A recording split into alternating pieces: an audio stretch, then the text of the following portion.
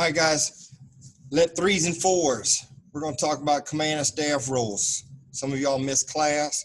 So look, it's going to be down and dirty real quick. All right. Well, I thought it was going to be quick. All right, it starts on page 4. But look, by now you should know the battalion organization. You know the battalion commander. Battalion commander talks directly to their subordinate commanders. Then he has the executive officer, who's a major, and a battalion command sergeant major, who also is in color guard. Then you have your staffs, your S1 through 5. S1, the adjutant or the personnel officer. The S2, the information and physical security officer. The S3, operations and training. S4, logistician. S5, I call them the public affairs media specialist. All right, the book also calls them special projects, whatever you want to call them. S5. All right, those are your main staff positions in the JROTC Cadet Battalion. That's it. Within your organization, you have what's called a personal staff and coordinating staff. The personal staff is the battalion command sergeant major and the color guard. The coordinating staff is the XO and all of his staff people. They coordinate. The S1 coordinates like with the national awards people. They coordinate to get the awards in. The S2 may coordinate with people as far as security. The S3 coordinates with the athletic director for the concession schedules, or when we had the parade down in downtown Trotwood, coordinations that way. The S4 coordinates with the instructors as well as with the brigade and stuff like that for order supplies and make sure we have the things that are needed. Transportation, they'll call the school district transportation office, make sure we have buses for the different events that we do, whether it's the drill competition, color guard, whatever. And then of course the S5, the public affairs, the media specialists, they coordinate like for our drill competition with the local news. Whether it's written or TV station, letting people know that, hey, we're having a competition. So see how they coordinate, and they coordinate with each other. The personal staff doesn't do that. The personal staff, being the command sergeant major, the color guard, they just do what the commander needs on the personal level. Got that? There's no coordination required. So who has the authority? Where does the battalion commander get his authority?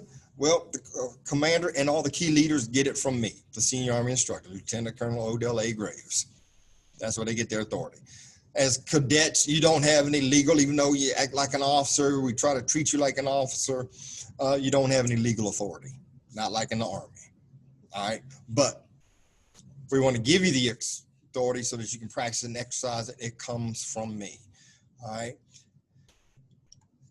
Guys, you got to know the duties and responsibilities. Battalion commander is simple. Everything you can think of. They're ultimately responsible for everything the battalion does or fails to do. Guys, you need to look at these and know what they do. All right.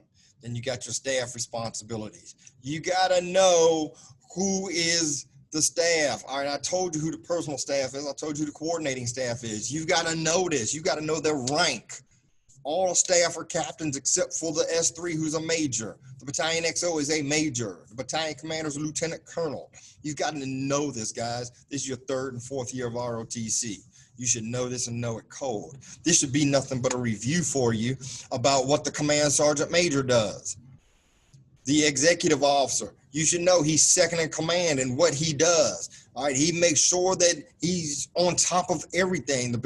The executive officer should know more than the battalion commander. Why? Because the staff reports to him or her.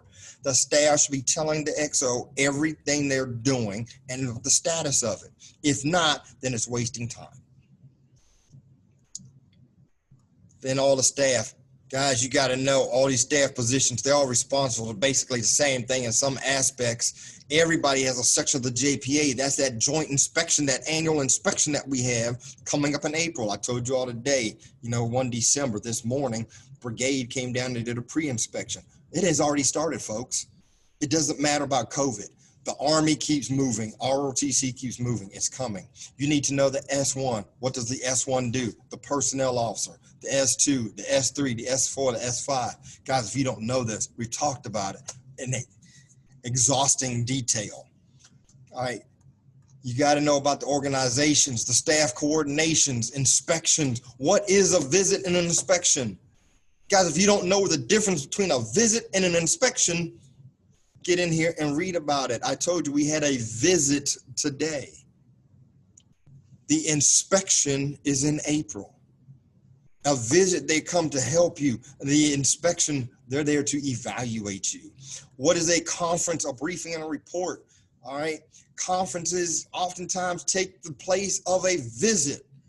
Every summer, Sarge or I would go to a conference, and everybody in all 5 states would show up, all the instructors, and that way they didn't have to come visit each and every one of us. They had all of us there, and they brought all the staff in, and they briefed us all the things that they would do if they came to visit us. That's a conference, guys. Briefings and reports. You got to know the difference. All right, don't forget command communication. Command channels, commander to commander. Simple. Commander to commander.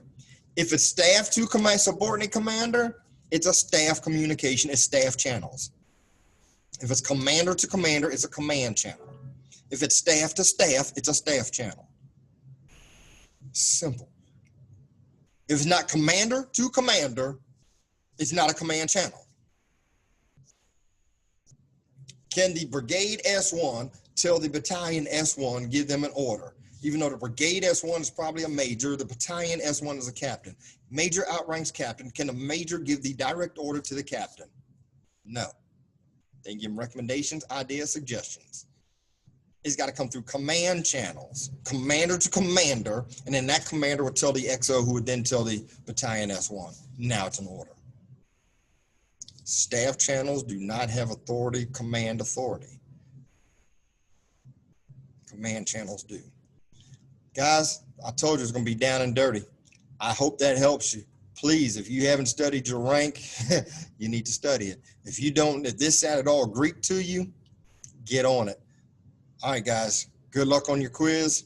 Peace, love, happiness.